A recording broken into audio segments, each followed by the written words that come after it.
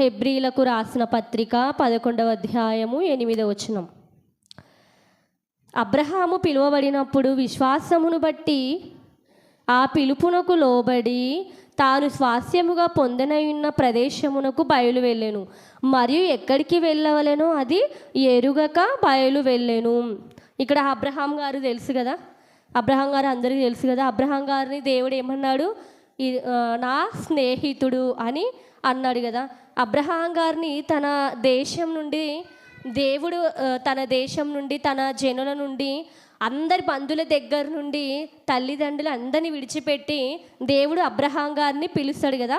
ఇక్కడ అబ్రహాము పిలువబడినప్పుడు విశ్వాసమును బట్టి ఆ పిలుపునకు లోబడి తాను స్వాస్యముగా పొందనయున్న ప్రదేశమునకు బయలు వెళ్ళాను, మరియు ఎక్కడికి వెళ్ళవలెనో అది ఎరుగక బయలు వెళ్ళాను. ఇప్పుడు అబ్రహాం గారిని పిలిచాడు దేవుడు. అలాగ పిలిచిన తర్వాత అబ్రహాం గారికి పలానా ఊరికి వెళ్ళాలి, పలానా చోటికి వెళ్ళాలి, పలానా ఇంటికి నువ్వు వెళ్ళాలి, అక్కడ ఉండాలి అని ఏమైనా దేవుడు ముందుగానే అబ్రహాం గారికి చెప్పారా లేదా? చెప్పాడా? ముందుకైతే చెప్పలేదు కదా. అబ్రహాం గారిని ఇక్కడ చెప్పలేదు. ఇక్కడ చూస్తే అబ్రహాం గారిని జస్ట్ పిలిచాడు, కానీ ఏమైతే డీటెయిల్స్ అయితే ఏమైతే ఇంకా ముందుగా చెప్పలేదు. అబ్రహాము నువ్వు వెంటనే లేచి నీ ఇంటి దగ్గర నుంచి, నీ బంధువుల దగ్గర నుంచి, నీ స్నేహితుల దగ్గర నుంచి, మీ తల్లిదండ్రుల దగ్గర నుంచి నువ్వు నేను చూపించబోయే దేశానికి వెళ్ళు అన్నాడు కదా. ఇంకా ఏ దేశమో అక్కడ ఇంకా చెప్పవలేదు. ఇట్లా కిందికి చదువుకుంటూ వెళ్తే అక్కడ చెప్తాడు. అంటే ఎట్లాగా ఆయన వెళ్ళాడు? అక్కడ చూసినట్లే ఎరుకకనే అని ఉంటుంది అక్కడ. అదే 11:12 ఏముంటుంది? తాను స్వాస్యముగా పొందనైన ప్రదేశమునకు బయలు వెళ్ళును, మరియు ఎక్కడికి వెళ్ళవలెనో అది ఎరుగక బయలు వెళ్ళును. అంటే ఎక్కడికి వెళుతున్నాడో అక్కడ ఎరిగి వెళ్ళాడా లేకుంటే ఎరుగక వెళ్ళాడా ఏమి ఇంకా తెలియదు. ఇంకా ఎక్కడికి వెళ్ళాలో కూడా తెలియదు. మరి ఇక్కడ చూసినట్లయితే ఆయన ఎక్కడికి వెళ్ళాలో తెలీదు, ఎక్కడికి వెళ్ళి నివసించాలో కూడా ఆయనకు తెలీదు. కానీ ఆయన కేవలం తనకున్న విశ్వాసాన్ని బట్టి, తనకున్న దేవుని మీద విధేయతను బట్టి, దేవునికి మాటకు లోబడి ఏమైపోయాడు? తిరుగుబాటు చేయకుండగా, మాటకు ఎదురు చెప్పకుండగా ఏం చేశాడు అబ్రహాం గారు? వెంటనే లోబడ్డాడు. అంటే ఆయన అబ్రహాం గారు దేవుని మాట విన్నాడు. ఎవరి మాట విన్నాడు అబ్రహాం గారు? దేవుని మాట విన్నాడు. దేవుని మాటకు వినయం, విధేయత, భయం, భక్తి కలిగి, ఇంకా అప్పటికి అబ్రహాం గారికి ఇంకా దేవుని గురించి ఇంకా లోతైన విషయాలు తెలియదు. కానీ అబ్రహాం గారు దేవుడు అంటే ఆ విశ్వాసం ఉంది కాబట్టి ఆ విశ్వాసమును బట్టి ఏమైపోయాడు? ఇక్కడ అబ్రహాము పిలువబడినప్పుడు విశ్వాసమును బట్టి పిలుపునకు లోబడి తాను స్వాస్యముగా పొందనయున్న ప్రదేశమునకు వెళ్ళెను. దేవుడైతే ఏదైతే చెప్పలేదు, ఇంకా అడగని, అసలు ఆయన అడగను కూడా అడగలేదు. నేను ఎక్కడికి వెళ్ళాలి ప్రభువా, ఎక్కడికి వెళ్ళి నీ నివాసం ఉండాలి, ఏ ఊర్లో నేను నివాసం ఉండాలని ఏమైతే అడ్రస్ అయితే ఏం అడగలేదు. అడగకపోయిన దేవుడు చెప్పిన వెంటనే నువ్వు లేచి వెళ్ళిపో అంటే ఇప్పుడు వెళ్ళిపోతారు కదా. అట్లా వెళ్తున్నప్పుడు మధ్యలో ఎవరు ఎదురుగారా అబ్రహాం గారికి ఎదురై ఉంటారు కదా. ఏమంటారు? ఇట్లా వెళ్ళిపోతున్నావు ఈ దేశం నుండి, ఇక్కడ ఈ జనాన్ని వదిలిపెట్టి నువ్వు ఎందుకు ఇట్లా వెళ్ళిపోతున్నావు, నీకేమైనా తిక్క పట్టిందా అని అనేవారు కూడా చాలామందిగా ఉన్నారు కదా. ఇక్కడ అబ్రహాం గారు ఎవరి మాట విన్నారంటే దేవుని మాట విన్నాడు. ఇప్పుడు మనం కూడా దేవుని మాట మనము విని ఆయన పట్ల వినయం, విధేయత కలిగి జీవించగలుగుతున్నామా? మనం దేవుని మాట ప్రకారంగా మన జీవితంలో ఏమైనా దేవుని మాట ప్రకారంగా ప్రవర్తన విషయంలో అయితేనేమి, మన మాట తీరు విషయంలో అయితేనేమి, అన్ని విషయాల్లో దేవునికి లోబడే తత్వము మనకుందా? మనము దేవుని మాటలు వింటున్నప్పుడు ఆ మాటలకు దేవుని మాటలకు నువ్వు లోబడి ఆ వినయ విధేయతను కలిగి దేవుని మాట ప్రకారంగా నువ్వు జీవిస్తున్నావా? దేవుడు ఈ మాట చెప్పాడంటే ఆ మాట నా కొరకే, ఆ మాటలు దేవుడు అందించబడుతున్నాయంటే ఆ మాటలు నా కొరకే అని చెప్పి మనం దేవుడు మనతో మాట్లాడుతున్నప్పుడు ఆ మాట ప్రకారంగా మన జీవితాన్ని సరి చేసుకొని నువ్వు జీవిస్తున్నావా? దేవునికి అదే కావాల్సింది. దేవుని మాట విన్నాడు.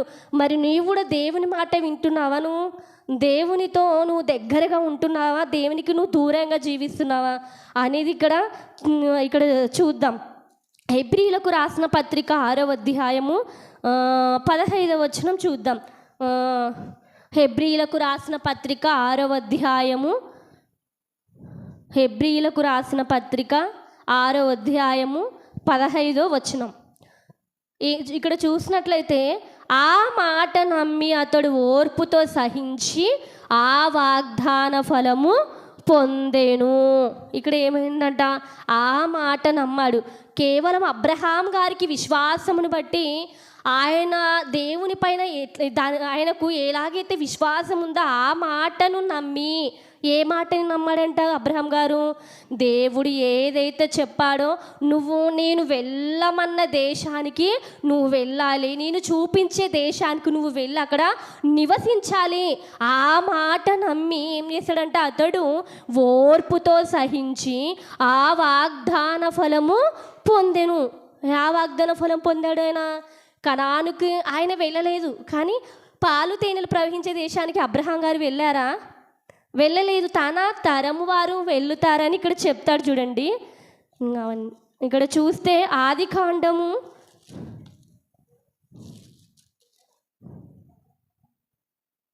12వ అధ్యాయం 7వ వచనంలో,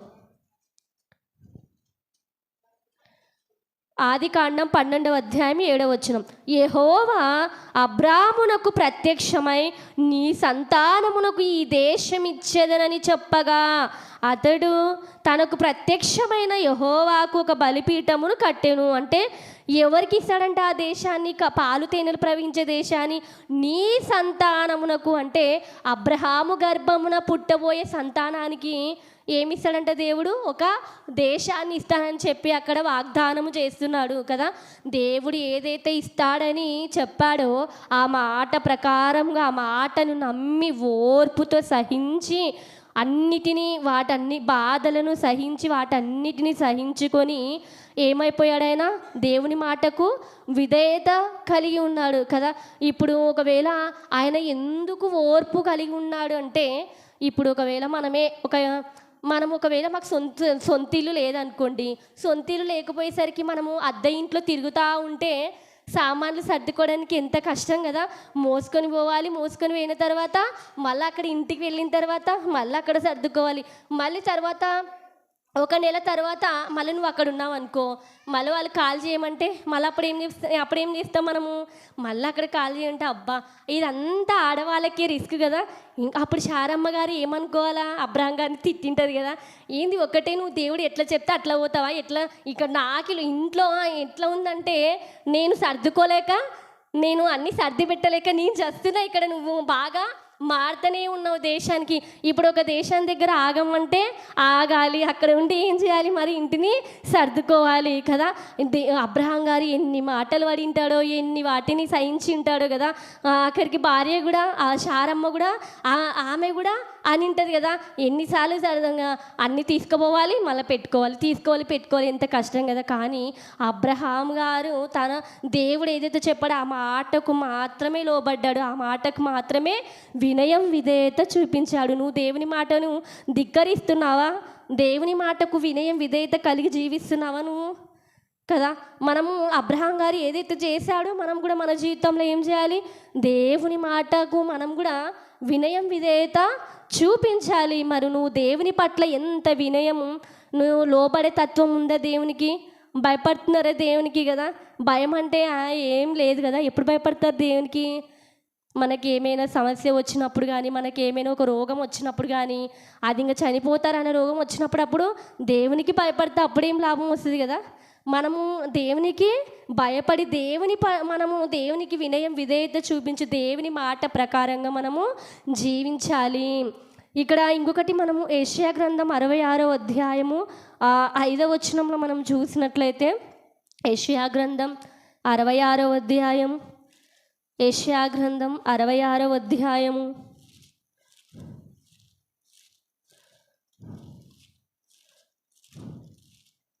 యెషయా గ్రంథం 66వ అధ్యాయము 5వ వచనం చూద్దాం. యెషయా గ్రంథం 66వ అధ్యాయం 5వ వచనం, యెహోవా వాక్యమునకు భయపడువారలారా ఆయన మాట వినుడి. ఏమంట?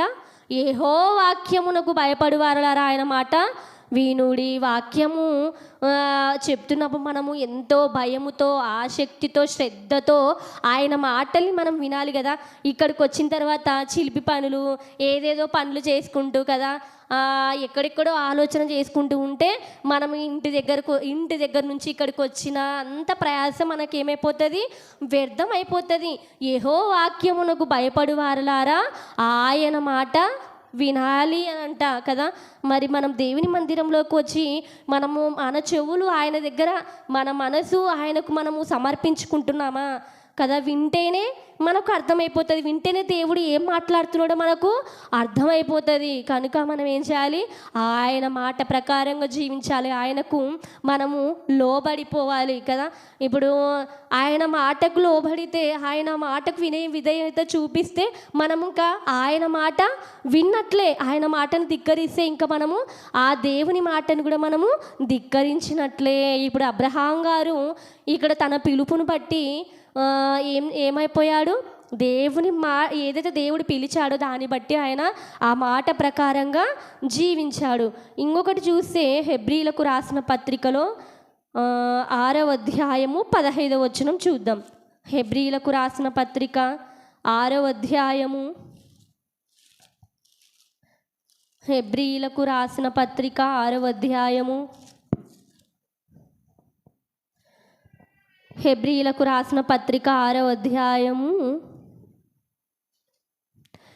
15వ వచనం చూద్దాం.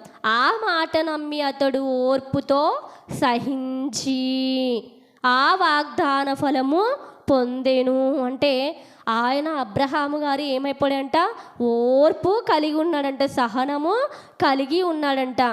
హెబ్రీలకు రాసిన పత్రిక 10వ అధ్యాయము 36వ వచనంలో, హెబ్రీలకు రాసిన పత్రిక 10వ అధ్యాయము 36వ వచనంలో, హెబ్రీలకు రాసిన పత్రిక 10వ అధ్యాయము 36వ వచనం, మీరు దేవుని చిత్తమును నెరవేర్చిన వారై వాగ్దానము పొందు నిమిత్తము మీకు ఓరిమి అవసరమై ఉన్నది. మనము ఏదైతే మనము జీవితంలో దేవుని చిత్తాన్ని ఏలంటే మనకి ఏం అవసరం అంట? ఓర్పు అవసరం అంట. ఓర్పు కలిగి ఉంటే దేవుని విషయంలో మన జీవితంలో కార్యాలు జరుగుతాయంట కదా. కొంతమందికి ఓర్పు ఉండదు, సహనం ఉండదు. ఇంకెప్పుడు కదా, కొంచెం శ్రమ రాగానే, కొంచెం కష్టం రాగానే, కొంచెం వేదన రాగానే ఏమంటారు? కొన్నిసార్లు దేవుణ్ణే దూషిసేస్తారు. ఏమంటారు? దేవుడు నా జీవితంలో ఈ సమస్య పెట్టాడని చెప్పి ఆఖరికి తిరిగి ఎక్కడికి వచ్చేస్తారు? మరి దేవుని దగ్గరికే వచ్చేస్తారు. మరి మనం కూడా అబ్రహాం గారిలా ఓర్పు కలిగి ఉండాలి కదా. అబ్రహాం గారు ఎంత ఓర్పు, ఆయన సహనం ఎంత సహనం అంటే అంత సహనము. అందుకే దేవుడు కూడా మన విషయంలో కూడా దేవుడు ఏదైనా మన జీవితంలోకి రావాలంటే అది దేవుడు కొన్నిసార్లు మనకు ఒక పరీక్ష పెడతాడు. ఆ పరీక్షలు నిలబెట్టినప్పుడే మనము దానికి దేవుడు మనం ఆ పరీక్షలు నిలబడ్డాం అనుకోండి, దేవుడు మనకున్న విశ్వాసమును దేవుడు ఏదైతే పరీక్ష పెట్టాడో అది పాస్ అవుతలే లేదా అనేది దేవుడు చూస్తాడు. మీరు దేవుని చిత్తమును నెరవేర్చిన వారై వాగ్దానము పొందు నిమిత్తం మీకు ఓర్మి అవసరమై ఉన్నది. మన జీవితంలో దేవుని చిత్తం నెరవేర్చబడాలంటే మనకేం అవసరం అంట? దేవుని చిత్తము అవసరమై ఉన్నదంట. మనం ఓర్పు కలిగి ఉంటే మన జీవితంలో ఏం జరుగుతుంది? దేవుని చిత్తం జరుగుతుంది. మనం ఓర్పు కలిగి ఉంటే దేవుడు మన జీవితంలో కలుగజేసుకుంటాడు. ఓర్పు కలిగి ఉంటే మన జీవితంలో ఏం జరుగుతుంది? దేవుడు మనల్ని చూస్తాడు, మన వైపు చూస్తాడు. కనుక మనం ఏం చేయాలి? ఓర్పు అనేది మనము కలిగి ఉండాలి.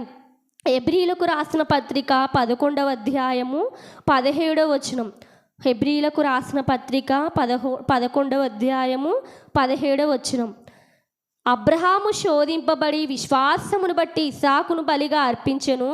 ఎవడు ఆ వాగ్దానములు సంతోషముగా అంగీకరించెను. అబ్రహాం గారు ఏమైపోయాడంటే ఇక్కడ అబ్రహాము శోధింపబడి, ఎక్కడ శోధింపబడ్డాడు అబ్రహాం గారు? అబ్రహాము గారు ఎక్కడ శోధింపబడ్డాడు? అబ్రహాం గారు ఎక్కడ శోధింపబడ్డాడు? ఇక్కడ చూద్దాం. ఇక్కడ దేని చేత శోధింపబడ్డాడంటే అబ్రహాం గారు ఆదికాండం 22వ అధ్యాయము మొదటి వచనం చూద్దాం. ఆదికాండం 22వ అధ్యాయము మొదటి వచనం. ఆ సంగతులు జరిగిన తరువాత దేవుడు అబ్రహామును పరిశోధించెను. ఎట్లనగా ఆయన అబ్రహామా అని పిలువగా అతడు చిత్తము ప్రభువా నేను. అప్పుడు ఆయన నీకు ఒక్కడై ఉన్న నీ కుమారుని అనగా నీవు ప్రేమించు ఇస్సాకును తీసుకొని మోరియా దేశమునకు వెళ్ళి అక్కడ నేను నీతో చెప్పబోవు పర్వతములలో ఒక దాని మీద దహన బలిగా అతన్ని అర్పించమని చెప్పాను. ఎక్కడ శోధింపబడ్డాడు అబ్రహాం గారు? చూడు, చిన్నదే చెప్పలేకపోతున్నారంటే ఇంటి దగ్గర మీరు బైబిల్ చదవలేకపోతున్నారా? చదవాలి కదా. అబ్రహాం గారు దేని చేత శోధింపబడ్డాడంటే, ఇక్కడ అబ్రహాం గారికి ఒక్క కుమారుని దేవుడు ఇస్తాడు కదా. ఇచ్చిన తర్వాత ఏం అడుగుతాడు దేవుడు? మళ్ళీ బలిస్తావా అని అడుగుతాడు కదా. అక్కడ అబ్రహాం గారు శోధింపబడ్డాడు. ఆ బలి ఇవ్వమని అడిగితే అక్కడ తీసుకొని వెళ్తాడు. అయినా కూడా అబ్రహాం గారు ఆ శోధనకు నిలిచిపోతాడు. అంటే ఆయన ఏమి భయపడ్డాడు? కుమార్ని అడిగిన వెంటనే ఎక్కడ తీసుకువెళ్తాడు? మోరియా పర్వతం దగ్గరికి తీసుకొని వెళ్తాడు కదా. అట్లా తీసుకొని వెళ్ళిన తర్వాత ఇట్లా నరకడానికి పోతుంటే వెంటనే అక్కడ ఏం జరుగుతుంది? అబ్రహామా నువ్వేమీ చెయ్యొద్దు, అక్కడ గొర్రెపిల్ల ఉంది అని చెప్తే అప్పుడు ఆ గొర్రెపిల్ల కదా. అబ్రహాం గారు కూడా ఇక్కడ శోధించబడ్డాడంట కదా. విశ్వాసము ఎందుకు ఆయన శోధన ఎట్లా ఎదుర్కొన్నాడు? తనకుంది విశ్వాసము. ఎందుకు ఎట్లా ఉంది విశ్వాసం? ఆయనకంటే దేవుడు ఇచ్చాడు కుమారుణ్ణి, మరి దేవుడు అడగడు కదా. అయినా సరే తనకున్న విశ్వాసం ఏంటంటే ఇచ్చిన కుమారుని దేవుడు తీసుకోడని ఆయనకు ముందుగానే తెలుసు. ఆయనకు ఆ జ్ఞానం ఉంది కదా. మనము కానీ అట్లా అనుకున్నాం అనుకోండి, దేవుడు ఇచ్చే దేవుడు తీసుకుని ఇంకేం దేవుడు అంటాం కదా. కానీ అబ్రహాం గారు అట్లా అన్నాడు. ఆ మాటలు ఏమీ అనకుండగా వెంటనే ఇచ్చాడు కాబట్టి మరి తీసుకోడని చెప్పి ఆయన విశ్వాసంతో బలి ఇవ్వడానికి ముందరికి వెళ్ళిపోతాడు కదా.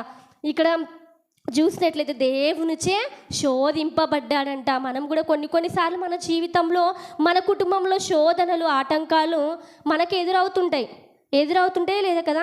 అందరికీ శోధిస్తుంటుంది కదా. సాతాను చాలా శోధిస్తుందండి నా జీవితంలో, సాతాను నన్ను చాలా శోధన పెట్టేస్తుందని చెప్పి మనం కొన్నిసార్లు విసుగు చెందిపోతుంటాయి కదా. ఏందో ఈ శోధన మా కుటుంబంలో, ఏందో ఈ రోగం అనే శోధన, ఏందో ఈ సమస్య శోధన అని చెప్పి ఎంతో కృంగుబాటు అయిపోతుంటాం కదా. కానీ శోధనలు ఎందుకు వస్తాయంటే అవి ఒకనాటి దేవుడు మనం ఇక్కడ ఎప్పుడైతే వాటిని జయించగలుగుతామో ఇంకా మనదే పరలోక రాజ్యం. నీకు నాకు అడ్డు చెప్పేవారు ఎవరు ఉండరు కదా. ఇక్కడున్నప్పుడు మాత్రమే మనకు శ్రమలు ఉంటాయి, ఇక్కడున్నప్పుడు మాత్రమే శోధనలు ఉంటాయి, ఆటంకాలు ఉంటాయి, సమస్యలు ఉంటాయి. కానీ మనం ఇక్కడ ఏదైతే మనం జయించగలుగుతామో అక్కడ మనకి ఏముంటుంది? దేవుని దగ్గర హ్యాపీగా పరలోకంలో సింహాసనం దగ్గర దేవుని వల్ల కూర్చొని దేవునితో హ్యాపీగా మాట్లాడొచ్చు కదా. ఇక్కడున్న బాధలు, ఇక్కడున్న కష్టాలు, ఇక్కడున్న కన్నీళ్ళు, ఇక్కడున్న వేదన, ఇక్కడున్న శ్రమ ఎక్కడ ఉండదంట? అక్కడ పరలోక రాజ్యంలో ఉండదు. నువ్వు ఎప్పుడైతే ఇక్కడ నిలదెట్టుకొని అన్ని విషయాలు దేవుడు ఉన్నాడని నా చిత్తంలో అని నువ్వు అనుకుంటూ వెళ్ళిపోతావో అప్పుడు దేవుడు ఏం చేస్తాడు? మన శోధన నుండి తొలగిస్తాడు. ఇక్కడ 1 కొరింథీయులకు రాసిన పత్రికలో ఇదొక మాట చూసుకొని మనం ముగించుకుందాం. 1 కొరింథీయులకు రాసిన పత్రిక 10వ అధ్యాయము 13వ వచనం చూద్దాం. 1 కొరింథీయులకు రాసిన పత్రిక 10వ అధ్యాయము 1 కొరింథీయులకు రాసిన పత్రిక 10వ అధ్యాయము 13వ వచనం. సాధారణముగా మనుషులకు కలుగు శోధన తప్ప మరి ఏదియూ మీకు సంభవింపలేదు. దేవుడు నమ్మదగినవాడు, మీరు సహింపగలిగినదంతకంటే ఎక్కువగా ఆయన మిమ్మల్ని బడనీయడు. అంతేకాదు సహింపగలుగుటకు ఆయన శోధనతో కూడా తప్పించుకొని మార్గమును కలుగజేయును. మన దేవుడు ఎంత గొప్పవాడు కదా. దేవుడు శోధన పెడతాడు, కానీ ఎట్లా పెడతాడంట? సాధారణముగా కలుగు శోధన తప్ప మరి ఏది మీకు సంభవింపలేదు. దేవుడు నమ్మదగినవాడు, మీరు దేవుడు అంటే ఏంటంట? మనకు శ్రమ కానీ ఒక శోధన కానీ వచ్చిందంటే అది మనము సహిస్తామా లేదా? ఆ శ్రమ దేవుడు అట్లా పెట్టాడంట. అంటే మీరు సహింపగలిగినంత కంటే ఎక్కువగా ఆయన మిమ్మల్ని శోధింపనీయడంట. ఏంటంట? మనం ఎంతైతే సహిస్తామో, ఎంతైతే ఆ భారాన్ని మోసుకుంటామో అంతే ఇస్తాడంట దేవుడు. ఎవరు ఎట్లా అనేది ప్రతి మనిషి గురించి దేవునికి తెలుసా తెలీదా? తెలుసు కదా. అందుకే దేవుడు ఏమంటున్నాడు? మీరు సహింపగలిగినదంతకంటే ఎక్కువగా ఆయన మిమ్మల్ని శోధింపబడనీయడు. అంతేకాదు సహింపగలుగుటకు ఆయన శోధనతో కూడా తప్పించుకొని మార్గము నుండి ఏం చేస్తాడంట, తప్పించుకునే మార్గంను కూడా మనల్ని ఏం చేస్తాడంట, కలుగ చేస్తాడంట. అంటే ఎట్లా తప్పించుకునే మార్గాన్ని కూడా ఆయన ద్వారాలను తెరుస్తాడంట.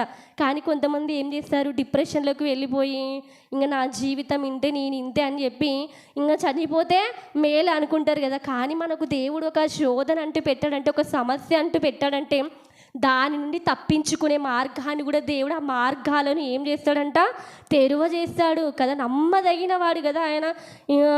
సహింపగలుగుటకు ఆయన శోధనతో కూడా తప్పించుకునే మార్గమును కలుగజేయును. తప్పించుకునే మార్గాలు మనకు దేవుడు చూపిస్తూ ఉంటాడు. వాటిని మనము ఆత్మీయ నేత్రాలతో కళ్ళు తెరుచుకొని మనం చూస్తే ధన్యులం. ఇంకా కొంతమంది కదా, చాలామంది ఏమైపోతున్నారు ఇప్పుడు సమాజంలో కదా, ఇంత శ్రమ రాగానే, ఇంత కృంగుబాటు రాగానే, ఇంకా ఇంత వేదన రాగానే లోపలనే పెట్టేసుకొని తర్వాత ఏమైపోతారు, ఈ బ్రతకడం కంటే చనిపోతే మేలు, చనిపోయిన తర్వాత ఇంకా ఎక్కువ ఏముంటుంది అక్కడ, ఇక్కడైనా కొంచెం ఉంటుంది కానీ ఇక్కడైనా అటు ఇటు శ్రమలు వచ్చి శోధనలు వచ్చి అటు ఇటు పడిపోతూ లేస్తూ ఉంటామేమో. కానీ ఇక్కడ నువ్వు జయిస్తేనే అక్కడికి నువ్వు వెళ్ళిపోతావు దేవుని దగ్గరికి. నువ్వు జయించకపోతే ఇంకెట్లా వెళ్ళిపోతావు కదా. మనకు పరలోకం రావాలంటే ఊరికే రాదు. ఇప్పుడు మనం పని చేసుకుంటే పోయి కూర్చొని ఉంటే ఊరికే వస్తుందా? మనం పని చేసుకొని కష్టపడితే చెమట కాడితేనే తప్ప ఊరికే రాదు కదా. కీర్తనలు 26వ అధ్యాయము, కీర్తనల గ్రంథం 26వ అధ్యాయం.